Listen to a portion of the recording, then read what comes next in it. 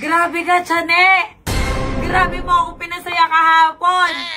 Ito yung post ko na yun na sobrang saya ko. Ngayon lang may nagbigay sa akin na ganito na kaibigan ko na babae. Parang ka lang nagbigay ng candy. Grabe, hindi ka nagdadalawang isip mamigay ng ganong kaalaga.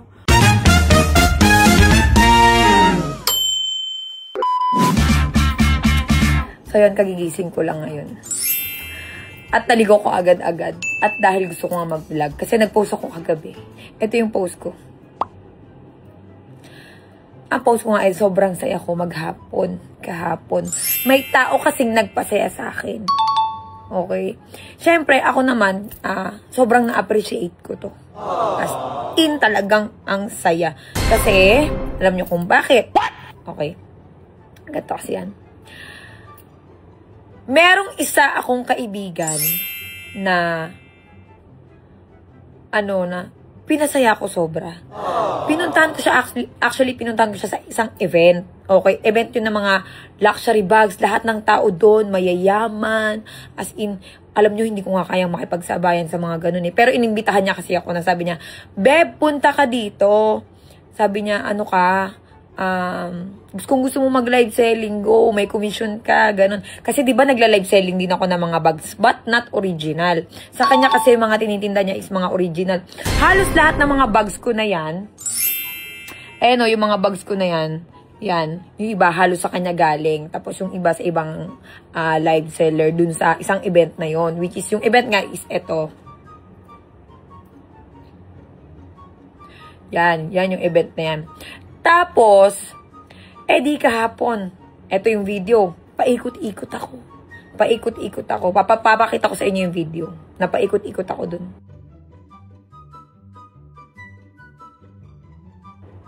So, ayan nga, paikot-ikot ako. Tapos, okay, so, anong nangyari? Eto na nga. Habang tinitignan ko yung watch na yon, habang tinitignan ko yung watch, eto yung, pakita ko na nga sa inyo, wait lang. So, eto na. Eto, wala akong balak bumilang. Grabe, alam niyo yun. Sobrang, what? Grabe, na-appreciate ko talaga. Grabe ka, Chane! Grabe mo ako pinasaya kahapon! Ito yung post ko na yun na sobrang saya ko. Ang blooming ko, di ba? Yan talaga pag nag-glass skin. Kasi gumagamit pa rin ako ng Cherry Glow. So, wala kayong ma-orderan sa pasensya na kasi nakaban ko sa TikTok ngayon. So, sa Shopee lang kayo makaka-order. Okay. Pupunta kayo sa personal account ko sa Cherry Lynn Gonzaga. Doon yung makikita yung... O kaya sa Cherry White Skin, nandun yung mga link ng mga product ko. Yan. Patuloy akong gumagamit ng ng Cherry White. Yung pampaputi ng kilikili kasi ngayon. O, siningit ko na. Okay, ito na nga. So, ito na yung kwento. Kahapon, habang tumitingin ako dun sa event, ayan nga, yung video na yun. Sabi niya sa akin, babe, punta ka. Ganon. Kasi balak ko sana mag-live selling. O, nag-live selling ako kasi na-late ako. Kasi mangungumission ako ng mga bags, ganon.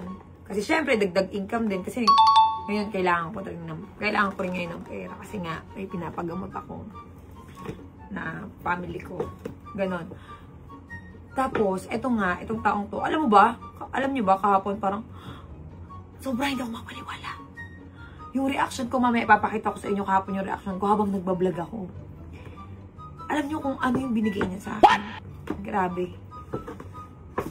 Ngayon lang may nagbigay sa akin na ganito na kaibigan ko na babae. Kaibigan ko siya, siguro magdadalawang taon na. Nakilala ko siya sa online selling ng mga bags. Yung Prappy Bags. Yan o, yung page niya. Yan, si Chane. Okay. Si Chane. Tapos, ito binigyan niya ako.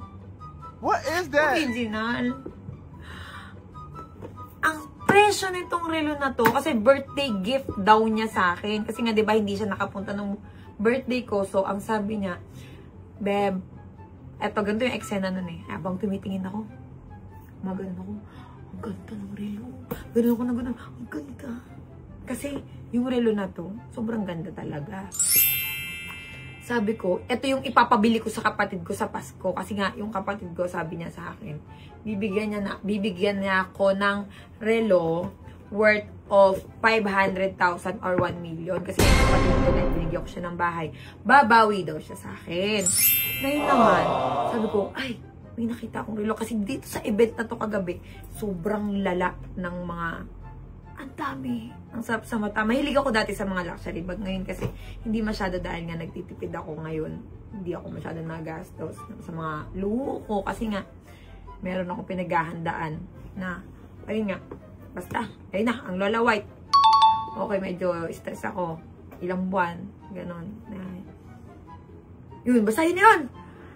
Sobrang saya ko kahapon. Hindi ko explain yung saya ko. Hanggang pag-uwi ko, ganito pala yung pakiramdam na kapag binigyan ka ng isang mamahaling bagay ng kaibigan mo, hindi lang siya basta-basta, alam ko wala naman sa presyo yung pagbigay ng regalo para lang maging masaya ka. Kasi ako simpleng tao lang na pag binigyan mo ko ng, halimbawa, bigyan mo nga lang kahit chinelas na mumurahin, okay na sa akin eh. Food nga lang, masaya na ako eh. Tapos, i-post mo nga lang ako na, thank you, babe, mga ganun. Yung mga appreciation lang ba. Masaya na ako eh. Pero ngayon kasi iba. Grabe. Ngayon lang ako naka-experience ng nagregalo sa akin ng ganito kamahal na watch. Na, grabe talaga. Tignan niyo. Binigay sa akin. Ito, yung Cartier na watch. Binigay niya sa akin. Grabe. Original. Ito pala yung original. Tingnan mo yung box. Ang bigat. Wow! Ito pala yung original na Cartier. At manipis lang pala. Ang ganda. Wow! Ang ganda, oh. Rose gold siya. Tapos, all diamond. Tapos, ang original pala na Cartier, maliliit yung bato. Yung mga diamond niya. Grabe. Ay! May bato sa gilid na ano. Ayan. Tingnan mo yung gilid niya. Sobrang ganda. Wow! Alam niyo kapon, sobrang speechless talaga ako. Kasi tinitignan ko lang to. Grabe. Tinitignan ko lang. Ang ganda. Tinitignan ko lang to kahapon dun. Hindi ko expect na ibibigay mo sa akin. Sabi mo, gift ko yan sa'yo sa birthday gift. Birthday gift ko yan sa'yo. Kasi lagi ako niyang ini-invite. Pupunta ako palagi. Ganun. Tapos sabi niya, na-appreciate ko yung mga, yung mga pagpunta-punta mo. Ganun. Pag ini-invite niya ako. Alam mo tong taong to, sobrang bihira to makipagkaibigan. Mukha siyang mataray, pero sobrang buti ng puso. Kaya blessed na blessed to eh. Kaya blessed na blessed yung taong yun eh. Alam mo, sobrang thank you. Kahapon naiyak ako sa CR. Inaano ko lang, pinipigilan ko lang. Kasi, hindi ako makapaniwala eh. Kaya ko naman bumili. Oo, pero, iba talaga yung galing, iba pala yung pakiramdam ng galing sa kaibigan mo. Yung, kasi, babe, ang mahal nito. Kalahating milyon, binigay mo lang sa akin. Alam mo, kahapon, sabi ko parang ayoko nang gawin. Pero sabi nung asawa mo, bigay mo na. Yun, thank you sa inyong mag-asawa. Yun kay sir. Tapos yung sa'yo, babe. Sobrang thank you. Iingatan ko to ng sobra. Hindi ko to gagasgasan. Sobrang thank you. Alam mo ba, pagising ko kagabi, lahat ng pagod ko parang, uy, gigising ako ng, may bago akong watch. Kasi dapat bibilan ako ng kapatid ko, di ba? Pero grabe ka. Grabe talaga. Sobrang hindi ako makapaniwala. Nag-voice message pa ako sa'yo. Sabi ko sa'yo, babe, pagod na pagod ako. Pagdating ko sa bahay, alas 2 na ako nakauwi.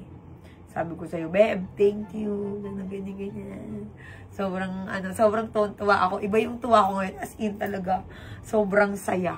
Kasi, nga, basta hindi mo paliwanag yung saya ko.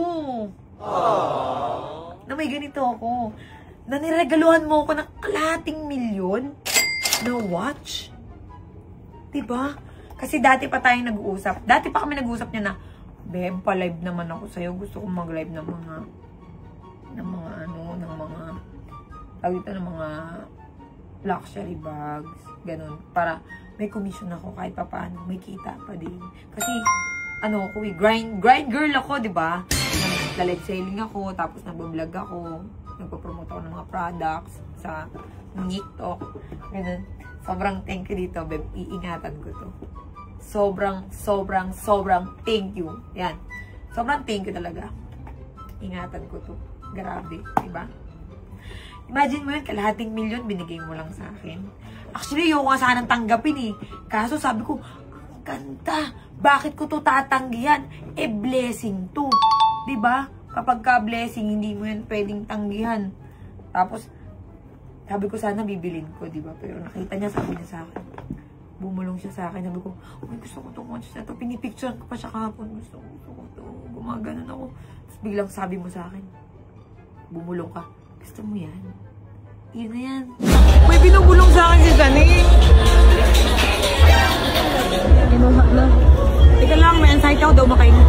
Ano gusto mo? Ito? Gusto mo ito? Ito.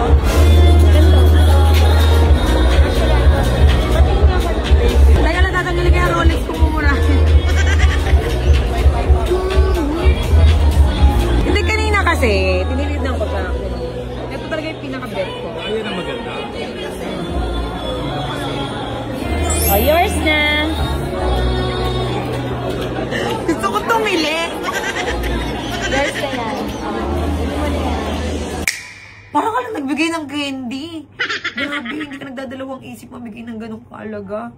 Ako rin, nagbibigay ako ng ganon dati. Actually, eto si Proppy Bags, siya yung binilan ko ng Rolex dati na Ice, na couple watch namin dati nung ex ko.